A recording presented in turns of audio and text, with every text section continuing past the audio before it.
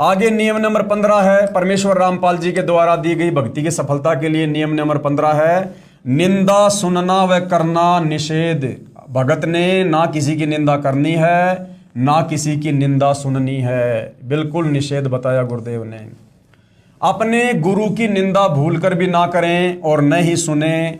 सुनने से अभिप्राय है, यदि कोई आपके गुरु जी के बारे में मिथ्या बातें करे तो आपने लड़ना नहीं है, बल्कि ये समझना चाहिए कि ये बिना विचारे बोल रहा है, अर्थात झूठ कह रहा है।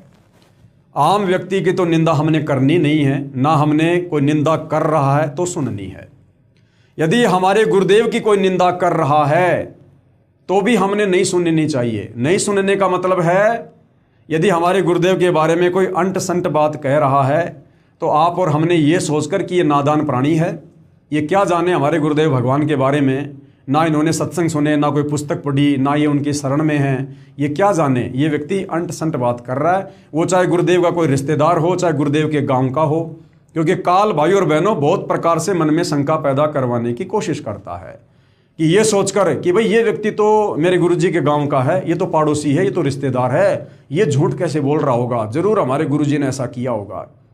तो यदि उस निंदा करने वाले व्यक्ति की बातों में हमने अगर जरा भी सहमति व्यक्त कर दी कि हाँ ये जो कह रहा सही है, इसका मतलब आपने गुरुजी की निंदा सुन ली और वो व्यक्ति जो मर्जी भोगता रहे। हमने ये सोचकर कि ये नादान आदमी, ये मूर्ख आदमी, इसको क्या पता हमारे गुरुदेव के बारे में, ऐसे भोग रहा है ये, तो हमने सुनकर भी नहीं सुनी। ऐसे में फिर हमारे को दोष नहीं है, जब तक हम सहमति नहीं देंगे। गुरु की निंदा सुने जो काना, ताको निश्चय नरक निदाना। और अपने मुख निंदा जो करही, सुकर समान गर्भ में पढ़ी।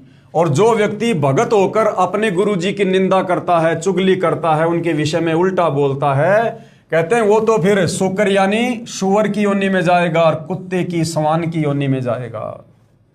निंदा तो किसी की भी नहीं करनी चाहिए। भगत ने निंदा तो किसी की भी नहीं करनी चाहिए। अरे भगत ने तो भक्ति करने से, भक्ति क्रिया करने से फुर्सत नहीं होनी चाहिए, अपने गुरु भगवान की महिमा करने से फुर्सत नहीं होनी चाहिए। निंदा तो बहुत दूर की बात है। तो गुरुदेव कहते हैं निंदा तो किसी की भी नहीं करनी है और ना ही सुननी है, इससे हमारी भक्ति नष्ट होती है, खर्च होती है, चाहे वह आम व्यक्ति ही क्यों ना हो। कबीर साहिब कहते हैं, तिनका कभू न निंदिए जो पांव तले होए, और कब ओठ आंखों में पड़े पीर घनेरी होए। सूखा घास का तिनका होता है, परमात्मा समझा रहे हैं कि निंदा तो हमने उसकी भी नहीं करनी चाहिए। ना जाने कब हवा का झोंका आ जाए और वो तिनका वहाँ से उठकर हमारी आंख में गिर जाए और कितनी पीड़ा हो जाती है। और अगर किसी जीते जी व्यक्ति की निंदा करोगे, किसी इंसान की निंदा करोगे, तो उसकी तो भाई कितनी बड़ी सजा भोगनी पड़ेगी फिर।